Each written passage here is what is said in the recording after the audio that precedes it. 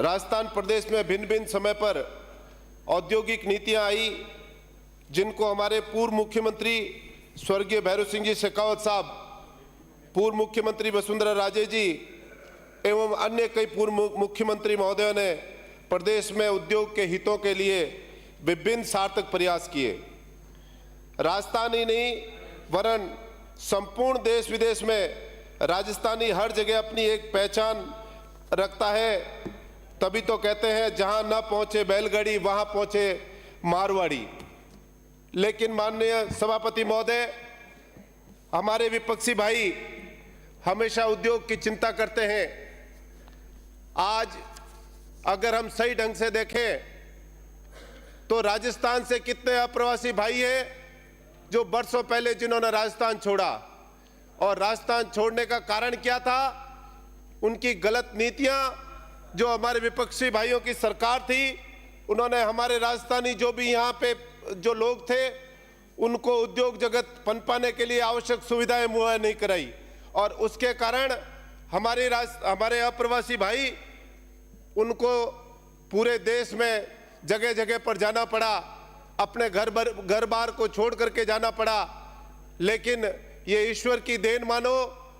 या भगवान का आशीर्वाद कि आज हमारे अप्रवासी जितने भी भाई हैं वो बहुत ही सकुशल अपना बहुत ही अच्छी तरह से व्यापार कर रहे हैं। मैं धन्यवाद देता हूं हमारे राजस्थान के यशस्वी मुख्यमंत्री महोदय को, जिन्होंने हाल ही में राइजिंग राजस्थान किया, और राइजिंग राजस्थान के तहत जो कार्यक्रम 35 लाख करोड़ के जो निवेश के जो प्रस्ताव आए और जो एमओयू हुए, उसके लिए मैं धन्यवाद देता हूं। साथ ही मैं ये धन्यवाद हमारे उद्योग मंत्री जी को भी देता हूं कि उन्होंने इस आयोजन का बहुत ही सफल रूप से आयोजन करवाया। इस आयोजन से हमारे प्रदेश के जो भी अप्रवासी भाई हैं जो बाहर गए हैं और उद्योग का आमूलचूल परिवर्तन किस प्रकार कर सके, हमारे राजस्थान को किस प्रकार विकसित राजस्थान बना सके, उसके अंदर जरूर पूरा योगदान देंगे। मैं धन्यवाद देता हूं हमारे मुख्यमंत्री जी को कि उन्होंने भारतीय जनता पार्टी की सरकार बनने के 1 साल के भीतर ही इस तरह का राइजिंग राजस्थान किया। मैं विपक्षी भाइयों से कहता हूं, अगर इस तरह की सोच होती तो आप भी करते, लेकिन आपने जो राइजिंग राजस्थान के जैसे जो कार्यक्रम किए, आज वो धरातल पर उतर नहीं रहे। लेकिन हमारी ये भजन लाल जी की सरकार, हम आपको विश्वास दिलाते हैं कि धरती पर भी उतरेंगे और आम जन के जो भी है हित के अंदर ये काम आएंगे। मैं उद्योग मंत्री जी विराजे हैं, उद्योग मंत्री जी को मैं मेरी तरफ से आपके मार्फत यह कहना चाहता हूं कि जब हमारी सबकी सोच होती है कि राजस्थान उद्योग से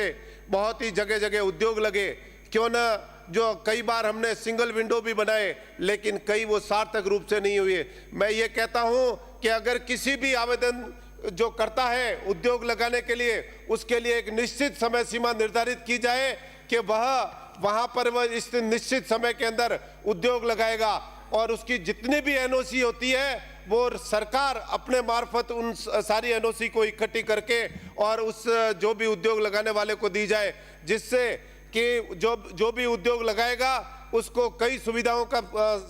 जो असुविधाओं का सामना नहीं करना पड़ेगा। क्योंकि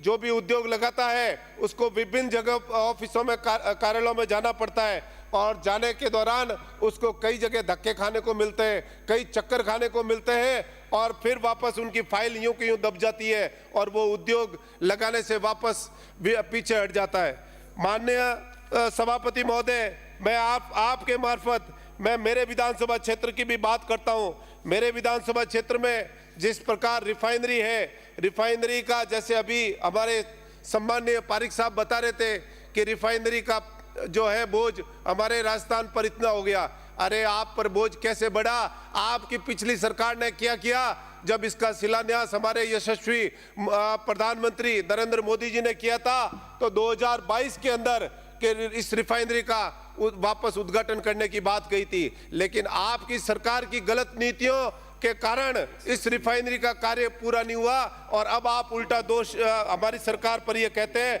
हमारे यशस्वी मुख्यमंत्री महोदय ने अभी हाल ही में इस रिफाइनरी का दौरा किया और उन्होंने इस बजट के अंदर भी घोषणा की कि अगस्त 2025 के अंदर इस रिफाइनरी को प्रारंभ कर दिया जाएगा। मैं इसके लिए हमारे मुख्यमंत्री महोदय को बहुत बहुत हृदय से गहराइयों से बहुत बहुत धन्यवाद देता हूं। माननीय सभापति महोदय, मेरा विधानसभा क्षेत्र जयपुर से लगभग 450 किलोमीटर है और 450 किलोमीटर किसी भी समय अगर किसी कर्मचारी को यह सजा दी जाती थी तो उनको एक ही कहा जाता था कि आपकी पोस्टिंग बाड़मेर कर दी जाएगी। माननीय सभापति महोदय, एक सजा याफ्ता कर्मचारी हमारे बाड़मेर के अंदर अगर आता है, अगर सजा याफ्ता कर्मचारी बाड़मेर में आने के बाद में वो वहां पर कार्य भी सही ढंग से नहीं करता और वो मन मर्जी से काम करता है। अभी हाल ही के अंदर मेरे रिको के अंदर एक अधिकारी लगा है जो यहाँ से सजा याफ्ता प्राप्त करके गया है और मैं आपको बताता हूँ वो पूरे व्यापारियों को बहुत परेशान कर रहा है और पूरी इतना तांडव मचा रखा है कि वो कहता है चाहे मेरी ट्रांसफर करा दो, पाकिस्तान बॉर्डर तो भेज नहीं सकते। तो मैं आपके मार्फत ये कहना चाहता हूं कि ऐसे कर्मचारी को ट्रांसफर नहीं, ऐसे कर्मचारी को निलंबित करना चाहिए जिससे कि उसको भविष्य के अंदर किसी भी व्यापारी के साथ में कोई गलत दुर्भावना से कार्य नहीं कर सके। माननीय सभापति महोदय, जैसा कि मैं वन विभाग के मंत्री महोदय से बात ये कहना चाहूँगा कि वन विभाग की जो भूमि है, क्योंकि अब तो ऑनलाइन का ज़माना है,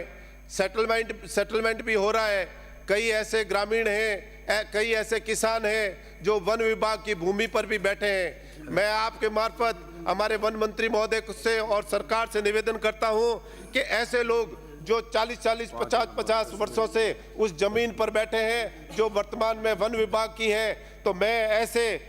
जो गरीब किसान हैं उनके हितों के लिए वन विभाग इस तरह की कोई स्कीम लाए कि उनको वहां मकान को छोड़ करके नहीं जाना पड़े। और दूसरा मैं ये कहना चाहता हूं कि जिस प्रकार इस उद्योगों के अंदर भी कोयला जो आता है, हमारे को लकड़ी काटनी पड़ती है, लेकिन कोई ग्रीन कोयला इस पर इंपोर्ट वगैरह की कोई इस तरह की कोई छूट दी जाए, कोई स्कीम लाई जाए राजस्थान के तहत, जिससे कि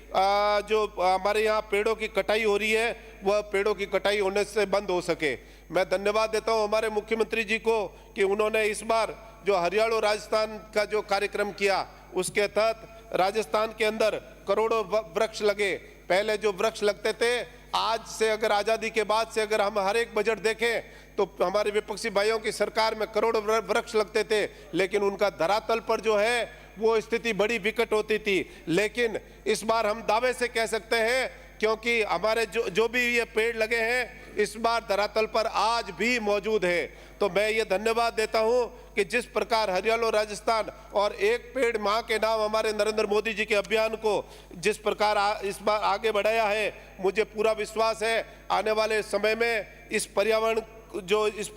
गर्मी का जो मौसम हाल बेहाल हो रहा है उसके अंदर जरूर यह फायदा देगा। माननीय सभापति महोदय, मैं हमारे आपके मार्फत वन मंत्री जी से भी मांग करता हूं कि कई बार वन विभाग दूसरों की जमीन पे दूसरे विभाग की जमीन भी दबा के बैठा है। अगर वन विभाग की जमीन अगर कोई व्यक्ति दबा के बैठा है उसको तो खाली कराते हैं, लेकिन वन विभाग यदि किसी दूसरे विभाग या दूसरे व्यक्ति की जमीन अगर दबा के बैठा है तो उसको भी खाली नहीं करता है। मैं ये कहता हूं इस प्रकार कोई नियम होना चाहिए कि उसके अंदर भी कोई सहूलियत हो सके। और मैं आपके मार्फत हमारे उद्योग मंत्री जी और वन मंत्री जी दोनों बैठे हैं, मैं उनसे निवेदन करता हूं कि हमारे जोधपुर और पाली और बालोतरा का जो औद्योगिक क्षेत्र का जो गंदा पानी है उस गंदे पानी को एक चैनल रूपी इस तरह से बना करके या तो HPCL रिफाइनरी में या कच्छ की खाड़ी में बना करके और उसका निस्तारण किया जाए, उसकी DPR बनाने की घोषणा की जाए। क्योंकि अगर यह पाली औद्योगिक क्षेत्र, जोधपुर औद्योगिक क्षेत्र, मैं धन्यवाद देता हूं हमारे माननीय मुख्यमंत्री महोदय को और हमारे वन मंत्री जी विराजे हैं, वन मंत्री जी को भी, कि उन्होंने इस बजट के अंदर जोधपुर के अंदर तो CPT प्लांट और STP प्लांट के लिए अभी हाल ही के अंदर 175 करोड़ रुपए जो स्वीकृत किए, उसके लिए मैं धन्यवाद देता हूं। लेकिन उस जो वहाँ का जो ट्रीट हुआ पानी है उसको देने के लिए उनको एक चैनल बनानी पड़ेगी। इसलिए मैं आपसे निवेदन करता हूं कि इस चैनल बना करके और एचपीसीएल रिफाइनरी को यह पानी दिया जाए। माननीय उद्योग मंत्री विराजे हैं, इनको धन्यवाद देता हूं कि पिछली सरकार जो मेरे विधानसभा क्षेत्र की 53 औद्योगिक क्षेत्र की फाइलें थी रिको की, जो पिछली पूरी सरकार चली गई, लेकिन उन्होंने 53 औद्योगिक फाइलें जो है जिसके अंदर सुप्रीम मान्य उच्चतम न्यायालय से फैसला आ गया, लेकिन उसके बावजूद निस्तारित नहीं की जाए। मैं आपके मार्फत हमारे मंत्री महोदय से भी निवेदन करता हूं कि इस